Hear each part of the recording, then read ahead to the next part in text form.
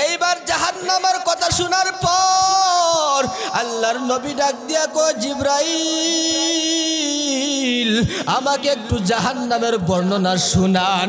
জাহান্নাম কেমন হবে, জাহান্নামের কি অবস্থা হবে।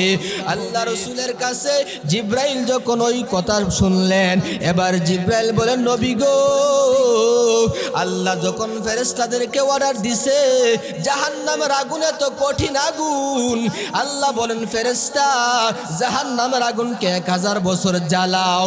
1000 বছর জ্বালানোর পর জাহান্নামের আগুনের রং হবে একবারে টকটকে লাল। এরপরে গজবের ফেরেশতা আল্লাহর কাছে যাবে, বলবে আল্লাহ জাহান্নাম জ্বালাইতে জ্বালাইতে জাহান্নামের আগুনের রংটা হলো লাল, আল্লাহ এখন কি করব? আল্লাহ বলেন, ও ফেরেশতা জিবরাইল তুমি জাহান্নামকে আরো 1000 বছর জ্বালাও। জাহান্নামকে আরো 1000 বছর জ্বালাইছে, এইবার জাহান্নামের আগুনের রং হলো সাদা, ধবধবে সাদা রং হলো। এবার জিবরাইল আল্লাহর ফেরেশতা, গজবের ফেরেশতা আল্লাহর কাছে গিয়া বলে, আল্লাহ জাহান্নামের আগুনকে জ্বালানোর পর জাহান্নামের আগুনের রং হলো একবারে সাদা, ও আল্লাহ এখন কি করব? আল্লাহ বলে, ও জিবরাইল গজবের ফেরেশতাকে জানা দাও যেন ওই জাহান্নামকে আরো জ্বালাইতে থাকে জ্বালাইতে থাকে। এক পর্যায়ে জ্বালানোর পর জ্বালাইতে জ্বালাইতে জাহান্নামের আগুনের রংটা হলো একেবারে কালো, এমন কালো হইছে। আল্লাহ রসুলের কাছে জিবরাইল বলে, পয়গম্বর জাহান্নামের আগুনের এত ভয়ঙ্কর অবস্থায় এত কালো রং হইছে, যদি একটু ধুমা আল্লাহ দুনিয়াতে ছেড়ে দেয় সমস্ত দুনিয়া জ্বলে পুড়ে চারকার হয়ে যাবে। এইবারে আল্লাহ রসুল ডাক দিয়ে বলে, জিবরাইল এবার শোনা ওই জাহান্নামে কারা যাবে? আল্লাহর রসুলের কথা শুনিয়া জিবরাইল ডাক দিয়ে বলে, পয়গম্বর ওই সবচেয়ে নিচে যে একবারে সর্বকঠিন যে জাহান্নামটা আছে ওই জাহান্নামের মধ্যে যাবে। 1 নম্বর একবার সবচেয়ে কঠিন যে জাহান্নামের আগুনটা আছে ওই জাহান্নামের মধ্যে যাবে মুনাফিক যারা আছে, যারা নাকি মুনাফিক, যারা নাকি ওয়াদার খেলাফ করে, যারা নাকি একে অপরের কাছে গিয়া দুষ্বর্ণনা করে, যাদের দিলটা ভালো না, যাদের দিলের মধ্যে নাপাকি আছে, যে বা যাহারা এলাকার মধ্যে ঝগড়া সৃষ্টি করতে চায়, এলাকার শান্তশিষ্ট মানুষগুলারে বিবর্ণর মধ্যে ফালতে চায়, বিভক্তির মধ্যে ফালতে চায়, এলাকার মধ্যে সাজাইয়া এত সুন্দর এলাকার মানুষগুলার ধ্বংস করতে চায়। অমুকের বদনাম গিয়া তমুকের কাছে বলে, তমুকের বদনাম গিয়া অমুকের কাছে বলে, এই রূপ যাদের ভিতরে আছে আল্লাহর জিবরাইল বলে, ও পয়গম্বর এই উম্মতগুলা ওই জাহান্নামে যাবে। এক পর্যায়ে জাহান্নামের বর্ণনা দিতে দিতে 7 নম্বর জাহান্নামের কথা যখন বলতে যাবে, এবার জিবরাইল লজ্জিত হইয়া একবার চুপ হইয়া আছে। আল্লাহর নবী ডাক দিয়ে বলে, জিবরাইল ভাই বলো 7 নম্বর জাহান্নামে কারা যাবে? এবার জিবরাইল ডাক দিয়ে বলে, পয়গম্বর 7 নম্বর জাহান্নামে যাবে আপনার উম্মত যারা আছে, আপনার উম্মতের মধ্য থেকে যে বা যাহারা নাকি কবিরা গুনাহ করে ওরা জাহান্নামে যাবে। এই কথা শোনার পর হাদিস শরীফের মধ্যে আছে, আনাস রাদিয়াল্লাহু তাআলা মাথায় হাত বুলিয়ে দিতে আছে। এক পর্যায়ে আমাদের নবীর হুঁশ ফিরে আসছে। এবার আবার বলে, জিবরাইল আমার ভাই ওই জাহান্নামে কারা যাবে? জিবরাইল ডাক দিয়ে বলে, পয়গম্বর আপনার উম্মতের মধ্য থেকে যারা কবিরা গুনাহ করে ওরা 7 নম্বর জাহান্নামের ভিতরে যাবে। ওয়ালাকাদ যারানা লিজাহান্নামা কাসীরাম মিনাল জিন্নি ওয়াল ইনস লাহুম কুলুবুল লা ইয়াফকাহুনা বিহা ওয়া লাহুম আ'য়ুনুল লা ইউবসিরুনা বিহা ওয়া লাহুম আযানুল লা ইয়াসমাউনা বিহা উলাইকা কাল আনআম বাল হুম আদাল أولئك هم الغافلون.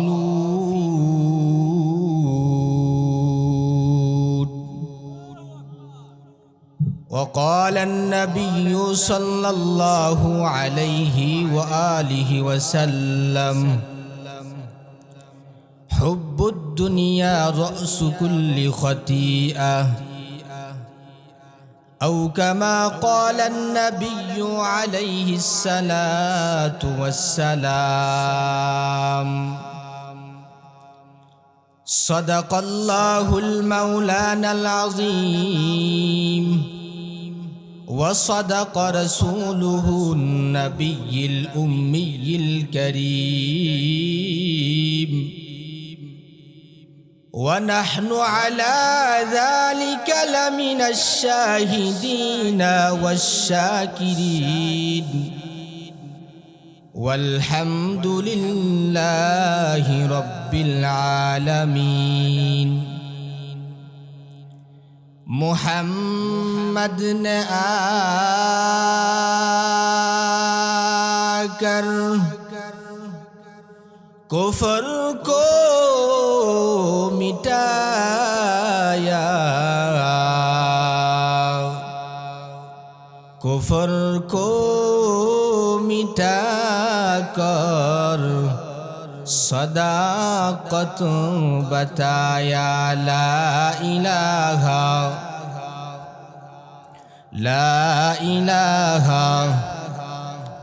محبت সাথে আওয়াজ দিয়ে লা ইলাহা লা ইলাহা ইল্লাল্লাহ, লা ইলাহা ইল্লাল্লাহ, লা ইলাহা ইল্লাল্লাহ, লা ইলাহা ইল্লাল্লাহ, লা ইলাহা ইল্লাল্লাহ, লা ইলাহা ইল্লাল্লাহ, লা ইলাহা লা ইলাহা রব্বি আল্লাহ, লা ইলাহা গায়রুহু, ওয়া নাবিয়্যু মুহাম্মদ মুস্তাফাহু, লা ইলাহা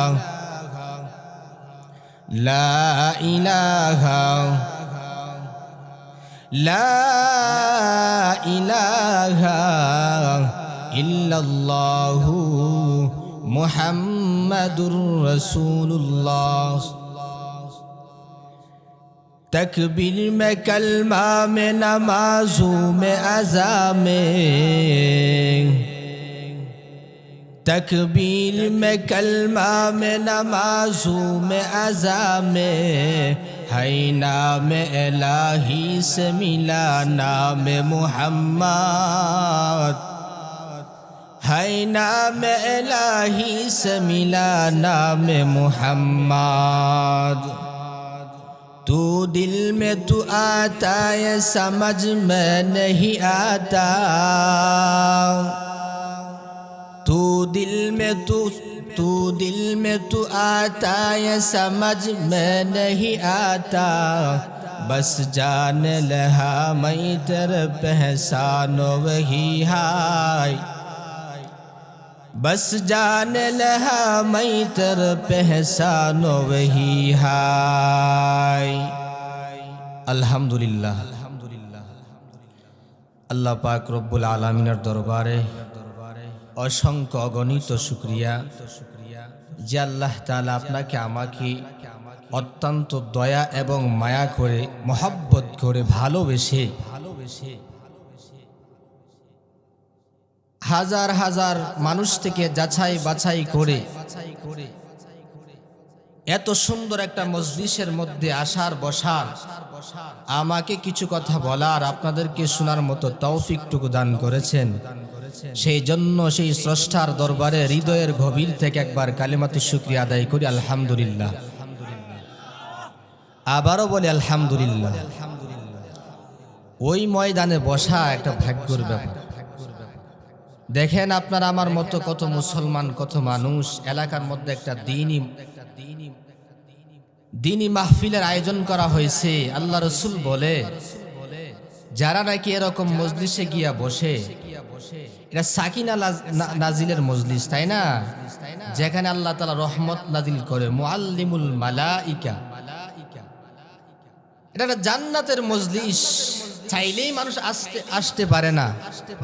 আল্লাহ যাদেরকে মহাব্বত করে, ভালোবেসে, মায়া করে, এদেরকে এই রাত্রের মধ্যে কোরআন ও হাদিসের মাহফিলে বসায় রাখছেন। এটা ভাগ্যের বিষয় না?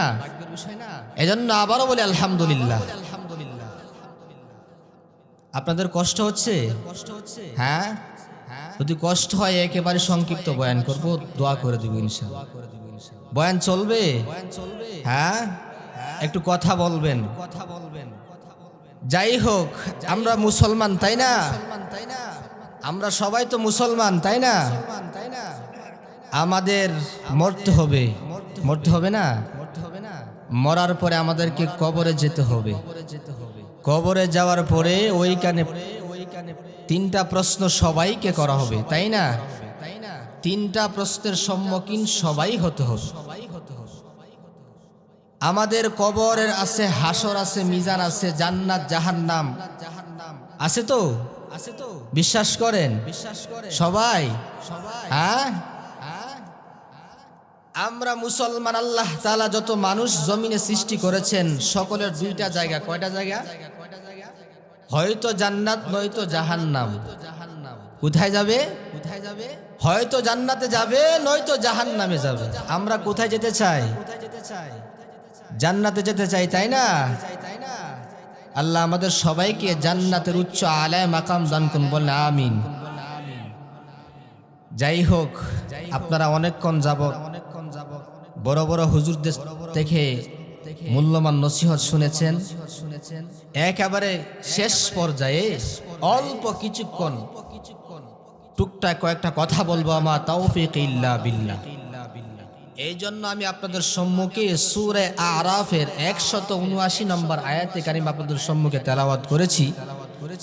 বিশ্ব নবী, মহানবী, শ্রেষ্ঠ নবী, ওনার পবিত্র জবানের বাণী থেকে ছোট্ট একখানা হাদিস তেলাওয়াত করেছি। আয়াত এবং হাদিসকে সামনে রেখে অল্প কিছুক্ষণ কথা বলবো, আমার তাওফীক ইল্লা বিল্লাহ। আমি আপনাদের সম্মুখে যে আয়াতে কারিমা তেলাওয়াত করেছি, তেলাওয়াতকৃত আয়াতে আল্লাহ কি বলে? আল্লাহ বলতেছেন, আমি আল্লাহ বিপুল সংখ্যক মানুষ এবং জিনকে জাহান্নামে দিব। কোথায় দিবে? আল্লাহ পাক রব্বুল আলামিন বলেন, আমি আল্লাহ বিপুল সংখ্যক, অধিক পরিমাণ মানুষ এবং জিনকে জাহান্নামে দিব। এই জন্য তাদেরকে সৃষ্টি করেছি। এইবার কেন জাহান্নামে আল্লাহ দিবেন জানতে হবে না? আল্লাহ বলেন, লাহুম কুলুবুল লা ইয়াফকাহুনা বিহা। আল্লাহ বলেন, আমি আল্লাহ যাদেরকে হৃদয় দিয়েছি, অন্তর দিয়েছি, ভালো কিছু বোঝার জন্য, ভালো কিছু বোঝার জন্য, ভালো কাজে ব্যয় করার জন্য, ভালো লাইনে চিন্তা ফিকির করার জন্য। এই জন্য আমি আল্লাহ তাআলা তাদেরকে অন্তর দিয়েছি, তারা চিন্তা করবে কোনটা ভালো কোনটা মন্দ, অন্তর দ্বারা চিন্তা করবে। কে বলছেন? অন্তর সবার সাথে আছে না? এবার চিন্তা করেন, অন্তর কোথায় আমাদেরকে নিয়ে যায়? বাজে লাইনের দিকে আমরা চলে যাই। অন্তর এই ওয়াজ মাহফিলে আনে না। এখনো কত মুসলমান ঘরে ঘুমাইতেছে। আল্লাহ বলেন, লাহুম কুলুবুল লা ইয়াফকাহুনা বিহা। বান্দা, আমি আল্লাহ তোমাকে অন্তর দিয়েছি, তুমি এখন অন্তর দ্বারা তুমি যাচাই করো, জাস্টিফাই করো কোনটা ভালো কোনটা মন্দ। ভালো মন্দ বোঝার জন্য আল্লাহ আমাদেরকে অন্তর দিয়েছেন। এরপর আল্লাহ বলেন, ওয়ালাহুম আয়ুনুল লা ইউবসিরুনা বিহা। আল্লাহ বলেন, আমি আল্লাহ সবাইকে চক্ষু দিয়েছি। কি দিয়েছে? ওই চক্ষু দ্বারা ভালো জিনিস দেখবা, ভালো জিনিস তোমরা দেখবা। এই জন্য আল্লাহ তাআলা চক্ষু দিয়েছে। কিন্তু দেখা যাচ্ছে ওই চক্ষু দ্বারা আমরা দেখতেছি মোবাইলে পর্দায় গিয়ে বিভিন্ন ধরনের নাচ গান, বাজারে গিয়ে, চার হোটেলে গিয়ে টিভির পর্দায় মুরব্বি বুড়া জোয়ান সবাই একসাথে মিলা আছে না, যায় না? আল্লাহ বলবেন বান্দা আমি কি তোমাকে এই জন্য চক্ষু দিয়েছি? এরপর আল্লাহ বলেন ওয়ালাহুম আযানুল লা ইয়াসমাউনা বিহা, বান্দা আমি আল্লাহ তোমাকে কান দিয়েছি, তুমি ভালো কিছু শুনবা। ওই কান দ্বারা গানের আওয়াজ আসবে, তুমি গানের আওয়াজ শুনবা না। ওয়াজ মাহফিলে যাইবা, কোরআনের কথা শুনবা, আজানের আওয়াজ তুমি কান দিয়ে তুমি শুনবা। শোনার পরে তুমি আজান শোনার পরে মসজিদে নামাজের দিকে দৌড়াইবা। মসজিদ প্রত্যেকটা এলাকায় আছে না, কিন্তু আজান শোনার পরে আমরা সবাই মসজিদে যাই, তাই না? এই জন্য আল্লাহ পাক রব্বুল আলামিন বলতেছে গোলাম আমি আল্লাহ পাক রব্বুল আলামিন বিপুল পরিমাণ মানুষকে জাহান্নামে দিব। কেন আমাদেরকে আল্লাহ জাহান্নামে দিবে? আল্লাহ ডাক দিয়ে বলে বান্দা আমি আল্লাহ জাহান্নাম বানাইছি, ওর জন্য বিপুল পরিমাণ মানুষ আমি আল্লাহ সৃষ্টি করছি। আমি আল্লাহ তোমাদেরকে জাহান্নামে দিতে চাই না, তবে বান্দা তোমারে আমি আল্লাহ ভালো মন্দ বুঝার জন্য আমি আল্লাহ তোমাকে অন্তর দিয়েছি। বান্দা তুমি অন্তর দ্বারা চিন্তা করবা, কোনটা ভালো কোনটা মন্দ ওইগুলা তুমি চিন্তা করবা, ভাববা। আমি আল্লাহ তোমাকে চক্ষু দিয়েছি বান্দা, ওই চোখ দ্বারা তুমি কোরআন খুলে দেখবা আমি আল্লাহর কত সুন্দর কালাম, কত সুন্দর বাণী। ওরে বান্দা চক্ষু দ্বারা দেখিয়ে দেখিয়ে আমি আল্লাহর কালাম তেলাওয়াত করবা। বান্দা তুমি যখন আমি আল্লাহর নিয়ামত দ্বারা চক্ষু দেখবা আর ওই চক্ষু দ্বারা কোরআন তেলাওয়াত করবা, আমি আল্লাহ খুশি হইয়া তোর জিন্দেগীর সব গুনাহ মাফ করিয়া আমি আল্লাহ তোমার জন্য বিশাল জান্নাত রেডি করে রাখছি। এরপর আল্লাহ বলেন বান্দা আমি আল্লাহ তোমাকে কান দিয়েছি ভালো শোনার জন্য, কিন্তু তুমি যদি কান দ্বারা ভালোটা শুনো, আজানের আওয়াজ শুনিয়া যদি বান্দা মসজিদে যাও আর মসজিদে যাওয়ার পরে সুন্দর করে ওযু বানাইয়া, ও মুরব্বি বাবা ভালো করে শুনো, হৃদয়টা একটু দিয়ে কল্পনা করো। মুরব্বি বাবা আমার আজকে তোমার দাড়িটা পাইকা গেছে, তোমার শরীর স্বাস্থ্য তেমন ভালো না, তুমিও তো আমার মতো একটা যুবক ছিলা। ও মুরব্বি চাচা, ও মুরব্বি দাদা ভালো করে শুনিয়া নাও, তুমিও তো একটা সুন্দর যুবক ছিলা, তোমার চেহারা ছিল কত সুন্দর, তোমার হাতটা ছিল কত সুন্দর। ও মুরব্বি বাবা তোমার চুল ছিল কত সুন্দর, কালো কালো চুল, তোমার দাড়ি ছিল কত সুন্দর কালো। এইবার চিন্তা করো মুরব্বি বাবা, তোমার সুন্দর চুলগুলো কালো সাদা হয়ে গেছে, তোমার হাতগুলো একেবারে অচল হয়ে যাচ্ছে, মাজায় ব্যথা হয়ে গেছে, যার কারণে তুমি সোজা হয়ে হাঁটতে পারো না, আঁকাবাঁকা ভাবে হাঁটো। তোমার শরীর থেকে তোমার গোশতগুলো কইসা নরম হয়ে গেছে, হাড্ডি থেকে গোশত কইসা গেছে, এবার তুমি সুন্দরভাবে হাঁটতে পারো না, শরীরের স্বাস্থ্য তেমন ভালো না, শরীরের শক্তিও তেমনটাও নাই। এরপরও কত মুরব্বি এখনো মসজিদে যাই না। ও আমার এলাকার মুরব্বি বাবা, ও আমার দাদার সমবয়সী দাদারা, ও আমার বাবার সমবয়সী মুরব্বি বাবারা, চাচার সমবয়সী চাচারা, একটু চিন্তা করিয়া দেখেন আল্লাহ তোমার আমার কিসের জন্য বানাইছে। আল্লাহ বলে বান্দা এই বুড়া বয়সে আজান শুনিয়া মসজিদে যাও না, একটু তাকায়া দেখেন মুরব্বি বাবা আপনার একসাথে কত সাথী ছিল, ওরাও দুনিয়া ছেড়ে কবরে চলে গেছে। ও মুরব্বি বাবা কোন দিন তোমারও ডাক চলে আসবে, একটু চিন্তা করিয়া দেখেন, একটু দিলটারে নরম করেন, একটু দিলটারে বুঝান, এইবার একটু চিন্তা করেন, এইবার একটু মনে মনে প্রতিজ্ঞা করেন, আল্লাহর কাছে তওবা করেন আর বলেন আল্লাহ জীবনে কত নামাজ ছাড়ছি, এখন থেকে আর নামাজ ছাড়বো না। মুরব্বি বাবারা এই নিয়ত করা যায়? হ্যাঁ, এখন তো নামাজ ছাড়বেন নাকি ধরবেন? দেখেন আপনার জীবনের সবই চলে গেছে, সবই চলে ধরতে পারেন, সবই চলে গেছে, কখন জানি ঢাক আসে যায়। কবরে যাওয়ার জন্য প্রস্তুতি নেন। এই জন্য আপনাদেরকে বলতেছি মুরব্বী বাবা, এইবার একটু চিন্তা করেন। আপনার অনেকেই সমবয়সী যারা ছিল অনেকেই অন্ধকার কবরে চইলা গেছে। কত সুন্দর সন্তান রাইখা গেছে। এত বাবা এত কষ্ট করে সন্তান লালন পালন করছে, বাবা এখন কবরে ঘুমায়, সন্তান বাবার কোনো খোঁজ খবর নেই না। বাবার গুরুস্থান কবর দিয়া চলে, মোবাইলের গানটা বাজায় বাজায় বাবার কবর দিয়া যায়, হাইটা হাইটা যায়।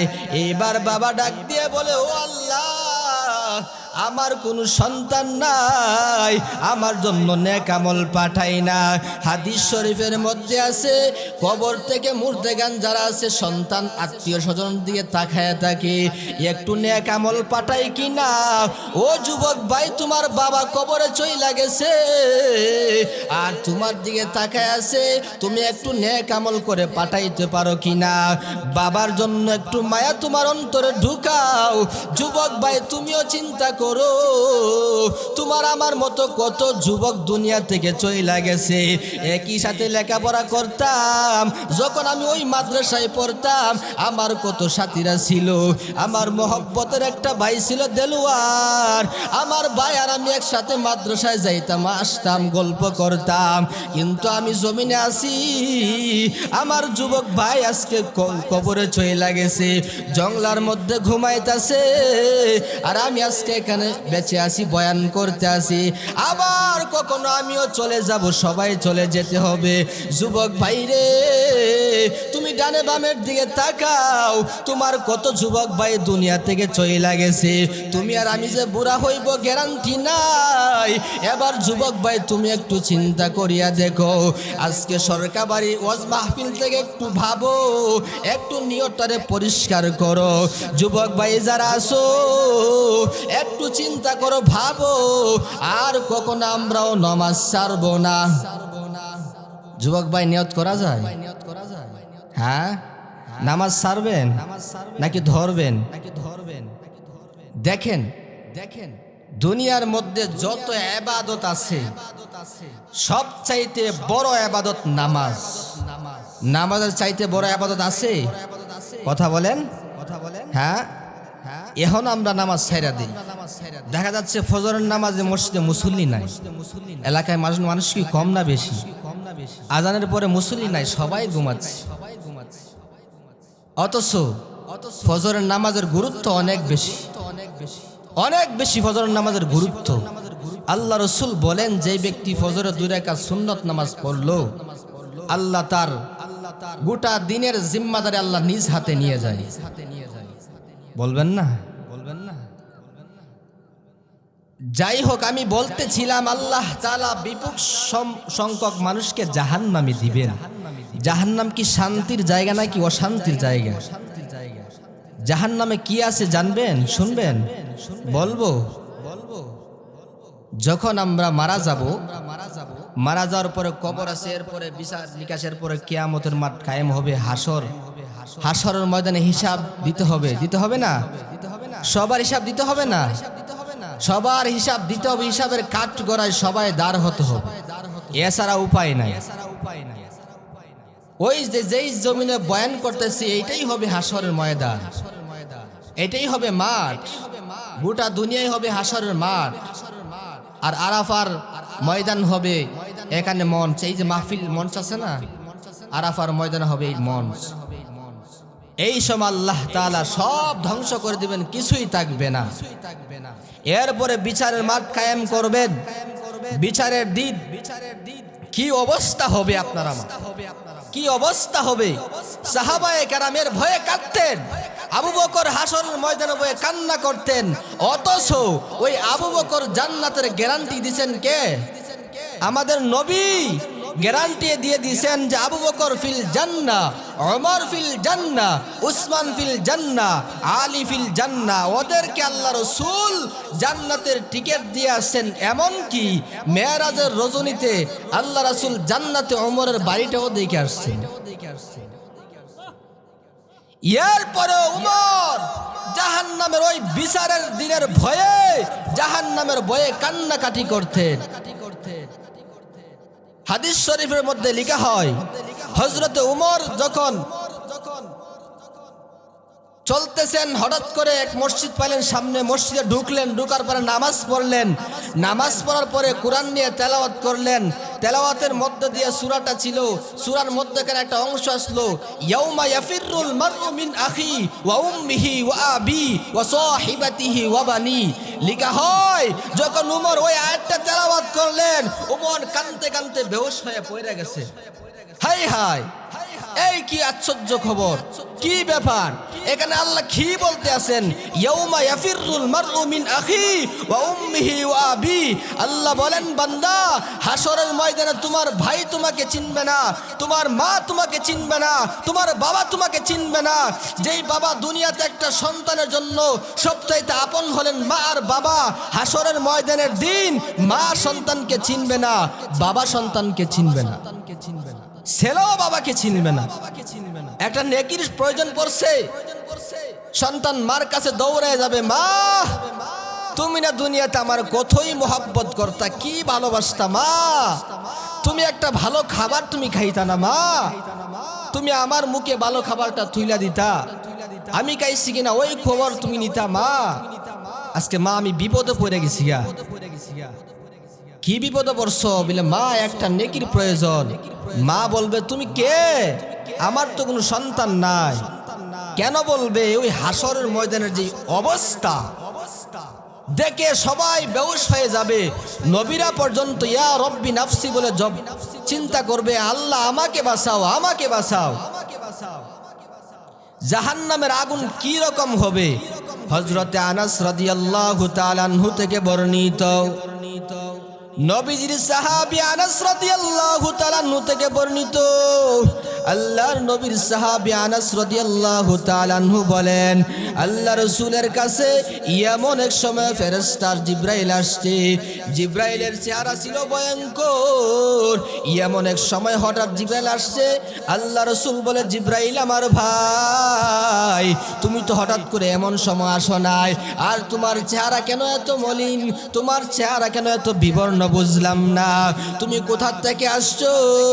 এবার জিবরাইল ডাক দিয়ে বলে, পয়গম্বর, আমি এই মুহূর্তে জাহান্নাম থেকে চলে আসছি, আল্লাহ আমাকে পাঠাইছে আপনার কাছে আসার জন্য।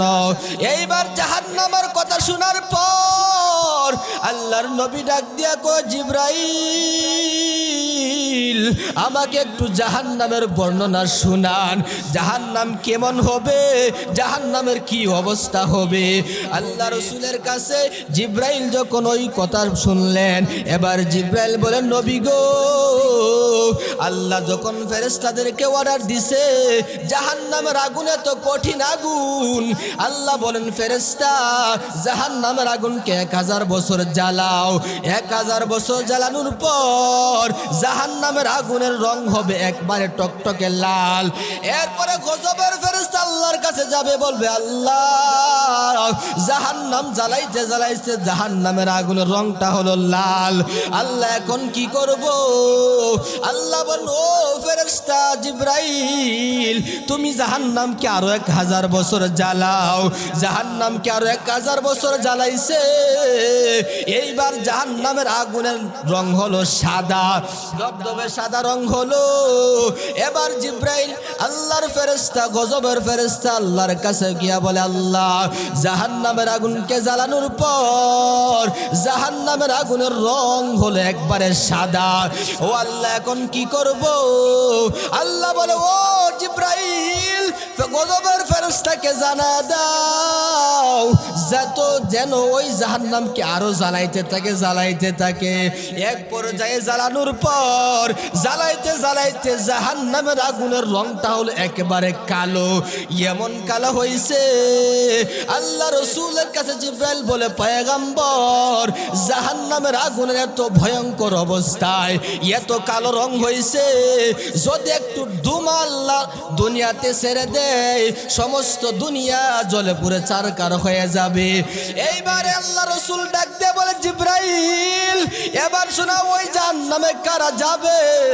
আল্লাহর রাসূলের কথা শুনিয়া জিবরাইল ডাক দিয়া বলে, পয়গম্বর, ওই সবচেয়ে নিচে যে একবারে সর্বকঠিন যে জাহান্নামটা আছে, ওই জাহান্নামের মধ্যে যাবে। এক নম্বর একবার সবচেয়ে কঠিন যে জাহান্নামের আগুনটা আছে, ওই জাহান্নামের মধ্যে যাবে মুনাফিক যারা আছে, যারা নাকি মুনাফিক, যারা নাকি ওয়াদার খেলাফ করে, যারা নাকি একে অপরের কাছে গিয়া দুষ্বর্ণনা করে, যাদের দিলটা ভালো না, যাদের দিলের মধ্যে নাপাকি আছে, যে বা যাহারা এলাকার মধ্যে ঝগড়া সৃষ্টি করতে চায়, এলাকার শান্তশিষ্ট মানুষগুলারে বিবর্ণর মধ্যে ফালতে চায়, বিভক্তির মধ্যে ফালতে চায়, এলাকার মধ্যে সাজাইয়া এত সুন্দর এলাকার মানুষগুলার ধ্বংস করতে চায়। অমুকের বদনাম গিয়া তমুকের কাছে বলে, তমুকের বদনাম গিয়া অমুকের কাছে বলে। এই রূপ যাদের ভিতরে আছে, আল্লাহর জিবরাইল বলে, ও পয়গম্বর, এই উম্মতগুলা ওই জাহান্নামে যাবে। এক পর্যায়ে জাহান্নামের বর্ণনা দিতে দিতে 7 নম্বর জাহান্নামের কথা যখন বলতে যাবে, এবার জিবরাইল লজ্জিত হইয়া একবার চুপ হইয়া আছে। আল্লাহর নবী ডাক দিয়ে বলে, জিবরাইল ভাই বলো 7 নম্বর জাহান্নামে কারা যাবে?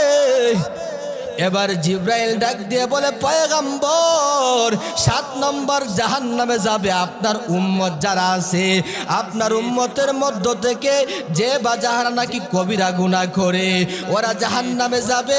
এই কথা শোনার পর হাদিস শরীফের মধ্যে আছে, আনাস রাদিয়াল্লাহু তাআলা মাথায় হাত বুলিয়ে দিতে আছে।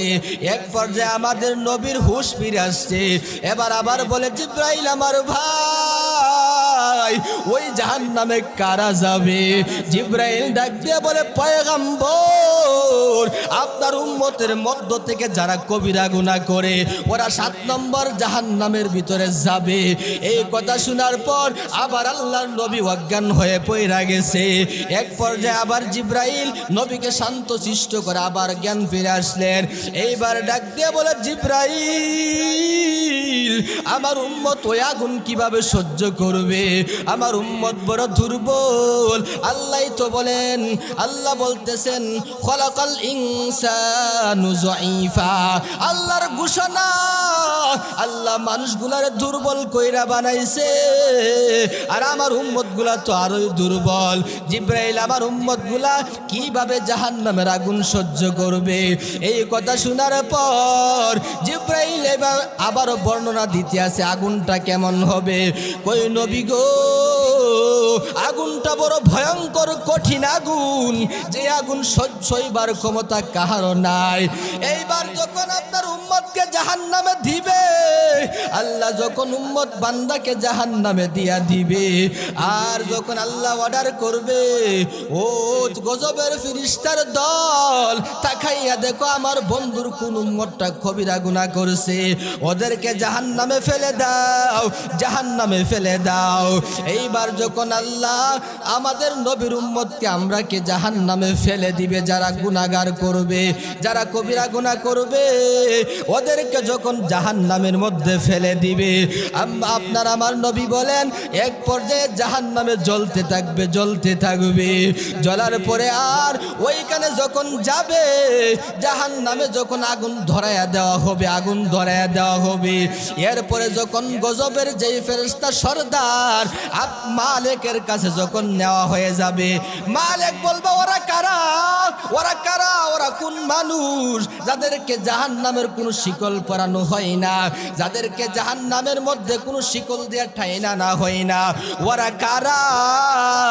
এক পর্যায়ে জাহান্নামের সর্দার ফেরেশতা মালিককে বলবে, ও জিবরাইল বলবে, ও ফেরেশতা মালিক, ওরা হইল আখির জামানার উম্মত।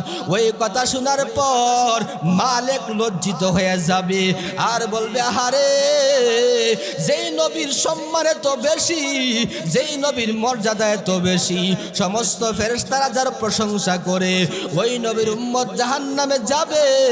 যখন জাহান্নামের আগুন ধরায় দেওয়া হবে, হাদিস শরীফে আনাস বলেন, আনাস রাদিয়াল্লাহু তাআলা থেকে বর্ণিত হাদিসের মধ্যে বলা হয়, যখন আগুন ধরায় দেওয়া হবে আর নবীর উম্মতরা বলবে লা ইলাহা ইল্লাল্লাহর স্লোগান দিবে, কিতা হাদিস শরীফের মধ্যে আছে জাহান্নামের আগুন দূরে সরে যাবে। লা ইলাহা ইল্লাল্লাহ বলার কারণে আগুন আয়া ধরে না, শরীরে আক্রমণ করে না। আবারও যখন আগুন যাইতে চায়, লা ইলাহা ইল্লাল্লাহ যখন বলে আগুন যাই না। এক পর্যায়ে মালিক জিব্রাইলকে ডাক দিয়ে বলে, জিব্রাইল, ওরা কারা আগুন তোদের শরীরে ধরে না? কয়ারা হলো মুহাম্মদ নবীর উম্মত। লা ইলাহা ইল্লাল্লাহ যখন বলে আগুন আর শরীরে আসে না। এক পর্যায়ে মালিক বলে, ও আগুন, তোমরা কেন ওদেরকে গ্রাস করো না, ধরো। কই আমরা কিভাবে ধরবো? ওরা লা ইলাহা ইল্লাল্লাহ বলে, ধরার মতো শক্তি আমাদের নাই, সাহস নাই। এবার মালিক বলে, ও আগুন, আল্লাহর পক্ষ থেকে এইভাবে আক্রমণ করার অর্ডার হয়ে গেছে। এরপরে যখন আগুন গ্রাস করে ফেলবে, আগুন যখন শরীরে ধরায় দিবে, ও যুবক ভাই, মুরব্বী বাবা, একটু চিন্তা করুন, ভাইবা দেখেন কেমনে সহ্য করব। আজকে নামাজ পড়ি না, নেক আমল করি না, আমলের দিকে আগ্রহ আমরা নাই বাবা। চিন্তা করেন, নামাজ যদি না পড়েন, নেক আমল যদি লয়া কবরে না যান, ঠিকানা আমাদের কি হবে একটু ভাবেন। কেমন আগুন আমাদেরকে ধরায় দেওয়া হবে। এক পর্যায়ে যখন আগুন ধরবে, আগুন যখন পা থেকে শুরু করবে আস্তে আস্তে করে উপরে উঠবে, যখন চেহারায় যাবে, চেহারায় তো আগুন ধরে না। কি ব্যাপার, আগুন চেহারায় ধরো? কই না না না, যেই চেহারা আল্লাহ হাত দিয়া বানাইছে, আর যেই নবীর উম্মত আমরা চেহারা আগুন ধরবো না। সিনায় আগুন ধরে না, মাথায় আগুন ধরে না। কি ব্যাপার, আগুন ধরো, তোমার তো অর্ডার হয়ে গেছে গ্রাস করার জন্য, ধরো। আগুন কই ধরবো না। এক পর্যায়ে আগুনে জ্বলতে জ্বলতে শরীরের সব শেষ হয়ে যাবে, শুধু মাথার চেহারা থাকবে। এইভাবে আগুনে জ্বলবে। আমার নবী ওইখানে পরে কান্না করে, আল্লাহ, আমার উম্মত বড় দুর্বল, জাহান্নাম তো বড় কঠিন আগুন, আমার উম্মত কিভাবে সইবে? এক পর্যায়ে কিছু 500, 600, 1000 বছর জ্বলার পরে এইবার যখন একবার জিব্রাইল যাবে, আল্লাহর পক্ষ থেকে জিব্রাইল অর্ডার পেয়ে যাবে। আল্লাহ ডাক দিয়ে বলে, জিব্রাইল, একটু যাও, গিয়া দেখো আমার নবীর উম্মতের কি অবস্থা। এইবার জিব্রাইল ঢুকার পরে দেখবে জাহান্নামের আগুনের মাঝখানে একটা সিংহাসন আছে। ওই সিংহাসনের মধ্যে মালিক ফেরেশতা ওইখানে বসে আছে। জিব্রাইল গিয়া সালাম দিয়া বলেন, ও গজবর ফেরেশতা মালিক, তুমি কোথায়? এত সুন্দর মানুষ দেখা আর জাহান্নামীরা একটু শান্তি হবে। এত সুন্দর মানুষ, সবাই তো পুইরা কালো হয়ে গেছে, কাহারও তো কোনো অস্তিত্ব নেই। এত সুন্দর মানুষ কোথা থেকে আসলো? উনি মনে আমাদের পক্ষে কিছু বলবে। এক পর্যায়ে জিব্রাইল গিয়া বলবে, ফেরেশতা, মুহাম্মদের উম্মতের কি অবস্থা হইল? কি ব্যাপার? কই অবস্থা তো বড় খারাপ, ভয়ঙ্কর অবস্থা। তাদের তো কোনো অবস্থার কোনো ইয়েও নাই, শুধু মাথা চেহারা আছে। এইবার যখন আল্লাহর নবীর কাছে জিব্রাইল যাবে, আল্লাহর নবী কান্নাকাটি করতে আছে। হাদিস শরীফের মধ্যে আছে, নবীজি ওই কথা শোনার পর দরজা লাগায়া ঘরের মধ্যে গিয়ে সেজদায় পড়ে আছে।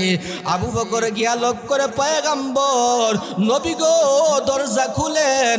নবী দরজায় পড়ে না, কাঁদতে কাঁদতে চোখে দিয়া পানি ভায়া ভায়া পড়তে আছে।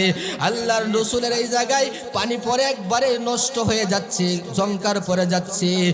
এক পর্যায়ে যখন কাঁদতে কাঁদতে নবীজির চেহারা মুবারক লাল হয়ে গেছে, ডাক দিয়ে বলে, জিব্রাইল, এইবার যখন আবু বকর গিয়া নবীজির দরজায় লক্ষ্য করে দরজা খুলে না, ওমর গিয়া ডাকে দরজা খুলে না, আলী গিয়া ডাকে দরজা খুলে না, সালমানে ফার্সি গিয়া ডাকে দরজা খুলে না।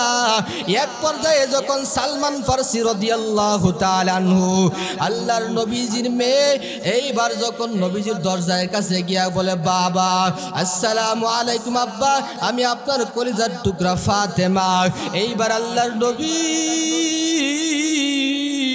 দরজা খুইলা বলে কলিজার টুকরা ফাতেমা আসো। ওই বাবা কি ব্যাপার? সবাই বলতে আছে নবীজি নাকি ঘরের ভিতরে কি হয়ে গেছে। 1 মাস 2 মাস চলে যাচ্ছে, আমার নবী দরজা বন্ধ করে না। ওইখানে বসে বসে কান্না করে আর কয় আল্লাহ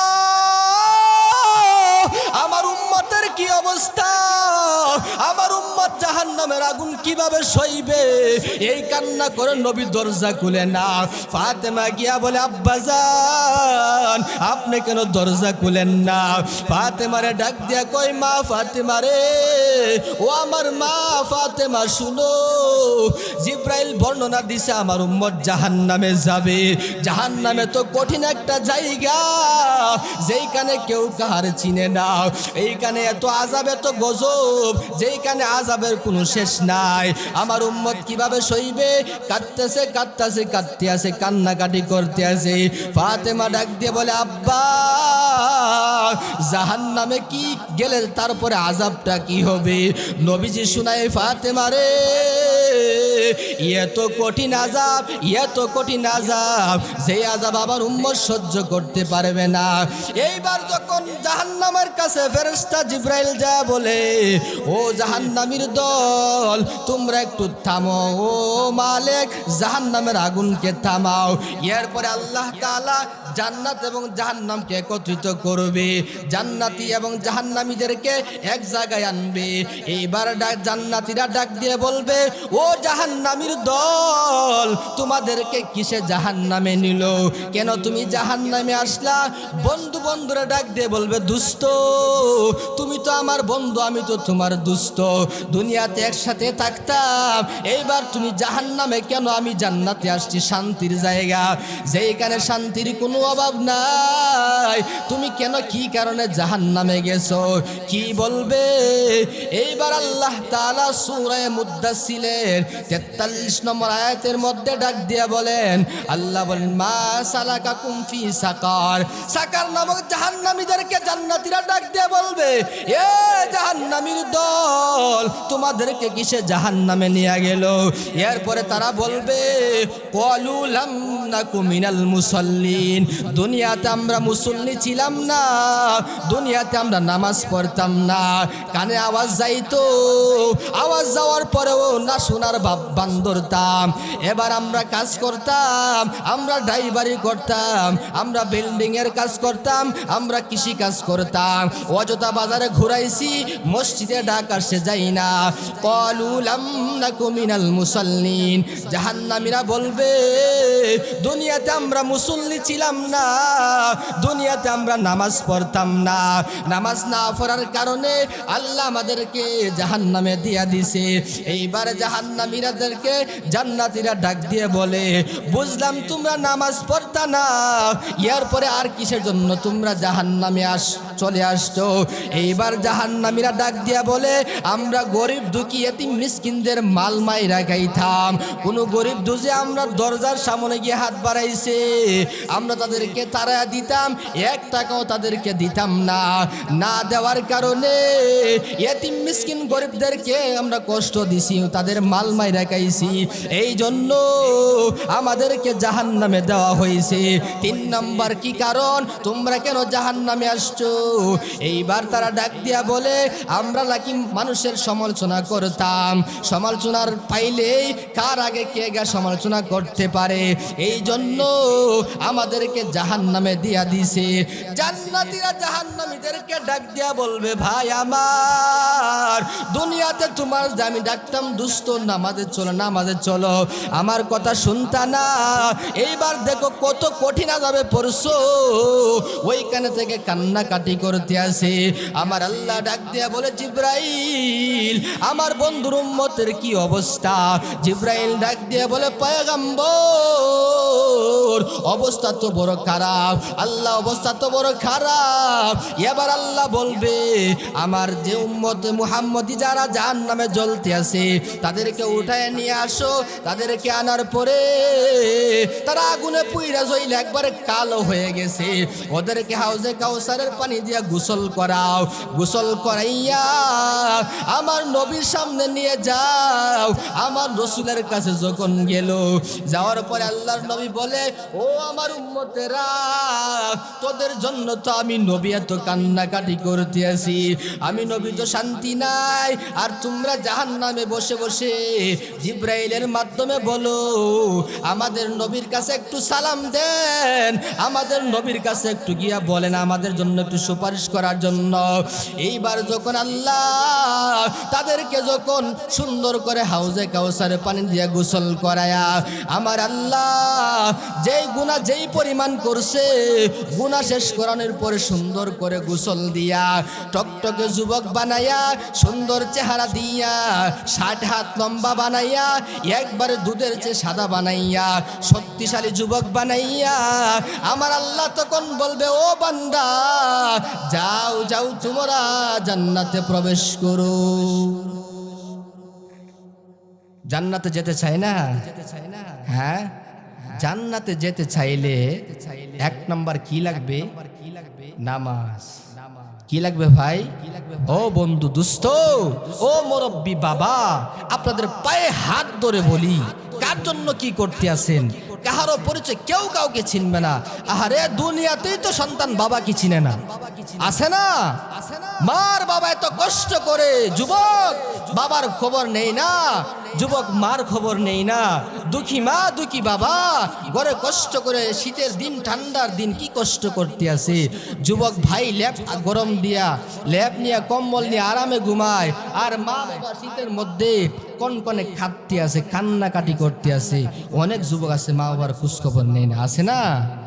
হ্যাঁ,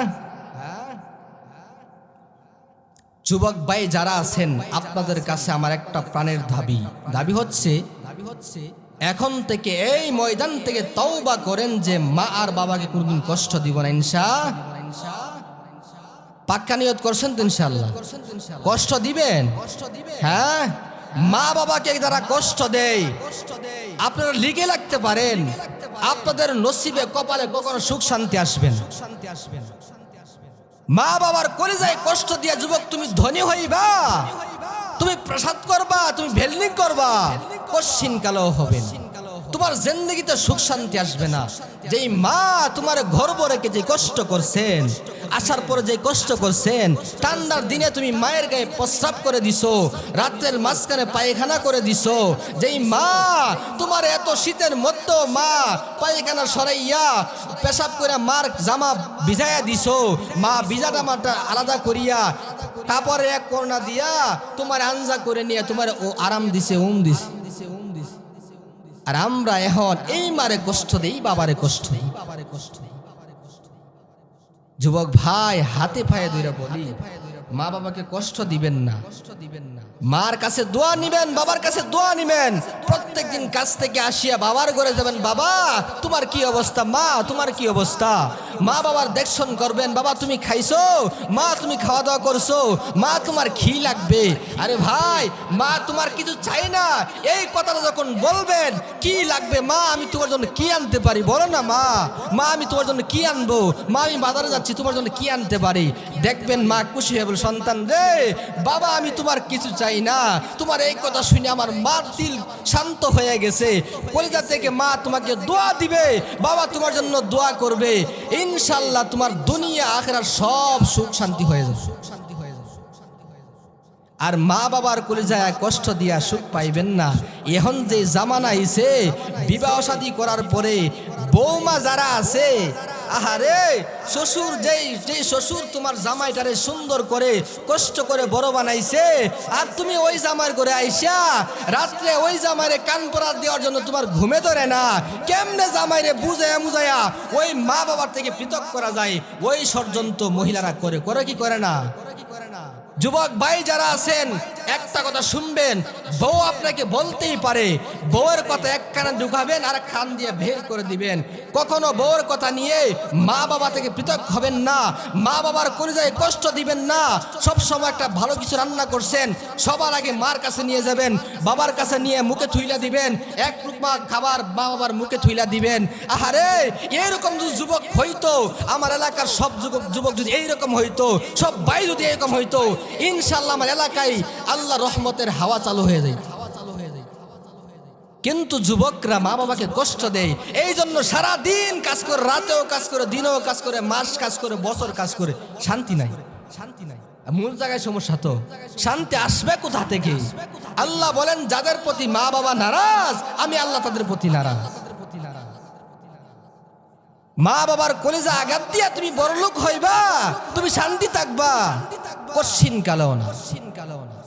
একটা কথা বলি যুবক ভাই, এখন থেকে নিয়ত করেন যে যারা সাপ্তাহিক কাজ করেন, সপ্তাহ পরে আপনি একটা সপ্তাহ বেতন পান 1000 2000, যারা মাসিক কাজ করেন 10,000 টাকা বেতন পান, 20,000 টাকা বেতন পান, বেতনের টাকাটা নিয়ে দৌড়ে মার কাছে যাবেন, মা গো আমি তো আজকে এত টাকা পাইছি, মা তুমি কি খাবা, তোমার জন্য কি আনতে পারি, মা বলো না, মা বলো। গিয়া মুখে হাত দিবেন, মায়ের মাথায় হাত দিবেন, মায়ের মাথায় একটু মালিশ করে দিবেন, মায়ের হাতে ধরবেন, মা বলো না, দেখবা তোমার মা বলবে আল্লাহ আমার সন্তান এত ভালো, আল্লাহ আমার এই কলিজার টুকরো সন্তান আল্লাহ তুমি দেখিও, আল্লাহ আমার সন্তানকে তুমি দুনিয়াতে কষ্ট দিও না, আল্লাহ আখিরাতেও কষ্ট দিও না, আল্লাহ আমার সন্তানকে তুমি আসমানি জন্য সমস্ত বালা মুসিবত থেকে হেফাজতে রাখিও। মার দোয়া ডাইরেক্ট কবুল। দুনিয়ার সমস্ত হুজুর আল্লাহর ওলিদেরকে আনিয়া যদি গর্বের এক খাবার খাওয়াইয়া 10,000 20,000 দিয়ে হাদিয়া দিয়া দোয়া করেন, হুজুর দোয়া করেন যাতে সংসারে শান্তি আসে, আর যদি মা বাবা বেজার থাকে কেউ দোয়া কবুল হবে না। আর ওই মা 1 টাকা 2 টাকা না দিলেও মা খুশি, যে দোয়া দে ডাইরেক্ট আসমানে কবুল, ওইটাকে কেউ ফিরাইতে পারে না। যুবক ভাই, মা যাদের আছে, যাদের মা নাই বাবা নাই, বুঝে আমি বুঝি বাবা নাই, আমার বাবা একটা আমার উপর একটা ছায়া ছিল, যদিও বাবা ঘরে থাকতো, আরে বাবার চেহারা 3 মাস পরে বাসায় আসিয়া দেখতাম বাবার চেহারা, আমার এত ভাল লাগতো, সব দুঃখ আমি ভুলে যাইতাম। কিন্তু যখন দেখি এখন বাড়িতে আসি বাবা পাই না, বাবা যে চিল্লাচিল্লি করতো আগে তো বুঝি না, এখন তো বুঝি বাবার চিল্লাচিল্লি কে করবে, আমাকে কে পাহারা দিবে, আমাকে কে দুশ্মন থেকে বাঁচাবে, কে আমাকে সুন্দর বুদ্ধি দিবে। আরে বাবা যাদের আছে কদর করো, মা যাদের আছে কদর করো, কলিজার টুকরা মার কাছে যাও, বাবার কাছে যাও, বাবা মার কলিজা আঘাত দিও না। যুবক তোমাদের পায়ে ধরে বলি, আমার বাবা নাই আমি বুঝি, আমি রাত্রে চিন্তা করি বাবা কোথায় আছে, বাবা গেল কোথায়, যেই বাবা আমাকে জন্ম দিছে আমার বাবার চেহারা কোথায় গেল, আমার তো একটা ছায়া আসমান থেকে চলে গেছে, নাই আমার কেউ নাই, কেউ নাই। বাবা আপনাকে যদি নাও দে, আপনারা বকাবাজি করে, বাবার একটা দিল কিন্তু সন্তানের দিকে থাকে। দেখবেন অনেক বাবা, অনেক ছেলেরা আছে মা বাবাকে দেখে না, বিপদে পড়লে মা যদি বৃদ্ধ থেকে সবার আগে দৌড় দেয়, আমার সন্তান কি হয়েছে, আমার সন্তানকে আমার খুলে এনে দাও, আমার নয়নমণিকে আমার বুকে জড়াইয়া দাও, কঠিন রোগ হয়েছে মা আঞ্জা করে ধরে, রোগ মায়ের গা আসবে কিনা চিন্তা করে না। আর যে বউ যারা আছে, বউ শাশুড়ি যারা আছে, কঠিন বিপদে পড়বেন, দেখবেন আপনার টাকা ইনকাম নাই, বউ আপনার থেকে আলাদা হয়ে যাবে, শাশুড়ি আপনাকে দেখবে না। এই জন্য আসল মানুষ ছিলেন, আসল মানুষের পরিচয়টা নেন। আসমান জমিনের নিচে যদি কেউ একেবারে মহব্বতশীল মানুষ থাকে, উনি হলেন মা দুঃখী বাবা। বাবা মা ছাড়া আপন মানুষ কেউ নাই, সব স্বার্থপর, সব স্বার্থপর, একমাত্র মা আর বাবা হলেন স্বার্থ ছাড়া। বিপদে পড়লে মা দৌড়ায়, বাবা দৌড়ায়। আরে সন্তান, বাবা মা তো তোমার বড় মহব্বত করিয়া একটা আশা নিয়ে লালন পালন করছি যে আমি একসময় বৃদ্ধ হয়ে যাব, আমার সন্তান আমাকে দেখবে, তাই না? ও যুবক ভাই যারা আসো, শুনো শুনো, শেষ এই বয়ান শেষ করে দিন ইনশাআল্লাহ, অল্প কিছুক্ষণের বয়ান শেষ, একটু শুনেন, গুরুত্বপূর্ণ কথা বলতে। এলাকার ভাই যারা আসো, যারা বন্ধু বন্ধু, যারা ভাই ভাই, যারা মুরব্বী আসো, যারা যুবক বিবাহ শাদী করে ফেলছো, সবার কাছে একবারে আপনাদের পায়ে আমার হাত রাখলাম, বলি এলাকার যুবক ভাই বন্ধু, আপনাদের পায়ে ধরে বলি, মা বাবার কলিজা আঘাত দিবেন ইনশাল্লাহ? নিয়ত করছেন তো ইনশাল্লাহ? হ্যাঁ নিয়ত করছেন ইনশাল্লাহ? একবার পাক্কা করেন, বউ যা বলে, শাশুড়ি যা বলে, সব এক জায়গায় ঢিল মেলে ফেলে দিবেন, মা দুঃখীর ঘরে দৌড়াবেন, বাবার ঘরে দৌড়াবেন, মা রাজি তো আল্লাহ রাজি, বাবা রাজি তো আল্লাহ রাজি। মা বেজার তো আল্লাহ বেজার, বাবা বেজার তো আল্লাহ বেজার। এই যে শীত আইছে, যদি বাবার কাছে কিন্তু বইসা বলতেন, বাবা তোমার একটা সোয়েটার লাগবে, হ্যাঁ তোমার সোয়েটার লাগবে, একটা সোয়েটার নিয়ে আসি বাবা। বাবা কিন্তু বলবে লাগবে না বাবা, চলবে লাগবে না। যদি 500 টাকা একটা সোয়েটার এনে বাবার দেন পরায়া, আহারে বাবা যে খুশি একটা দোয়া দিবে। মারে যদি একটা সোয়েটার পরায়া দেন, এটি কিন্তু বউরা সহ্য করেন। আরে শাশুড়ির একটা কিছু কিনে দিলে বোর ব্রেইনই নষ্ট ধরতে গেলে হের যে কি হয়েছে, আরে এত জ্বালা শুরু হয়েছে। এই জন্য বউয়ের কথা গুল্লি মারি, মা বাবার কথা আমরা শুনবো ইনশাআল্লাহ। এই জন্য শীতকাল আইছে, যাদের বাবা মুরব্বী আছে একটু গরম পানির ব্যবস্থা করবেন, বাবার একটু একটা মোজা কিনা দিবেন, বাবার একটা কম্বল দিবেন, বাবার একটা শীতের জামা দিবেন। হ্যাঁ দিবেন তো ইনশাআল্লাহ। আমি আমার দাদাকে ফোন করে বলছি, দাদা তোমার কি লাগবে? দাদুকে বলছি, দাদু তোমার কি লাগবে? মাকে ফোন করেছি, মা তোমার কি লাগবে বলো, আমি যতটুকু পারি, আমার যত রক্ত জীবিত আছে, আমি জীবিত থাকতে তোমাদের আমি কষ্ট দিব না। সবাই বলবেন ইনশাআল্লাহ। দাদা থাকলে দাদাকে, নানা থাকলে নানাকে, বাবা থাকলে বাবা, তো অবশ্যই বাপ মার ঊর্ধ্বে কেউ নাই। এই জন্য যুবক ভাই যারা আছেন সবাই মা বাবার খেদমত করবেন। লাস্টে যেই কথা বলতে চাই, আজকে এই মাহফিলের মধ্যেই আমাদের যেই প্রধান অতিথি মেহমান হযরত মাওলানা আব্দুর রহমান সিদ্দিকী হাফিজাহুল্লাহ হযরত আমাদের মাহফিল রেখেছিলেন। এরপরে ওনাকে ফোন করে বলছে যে ওইখানে নাকি মাহফিল হয় না, মাহফিল এখানে হয় না, ওরা আমাকে মাইনাস করে মাহফিল করে না। হুজুর কারে অনেক কথাবার্তা বলেছে, এই হুজুরে আমার সম্ভবত ভয়ে আর এখানে আসি না। আপনি যাবেন না, ডেট ঘুরাইয়া দেন, আমাকে স্যার এখানে ওয়াজ হয় না।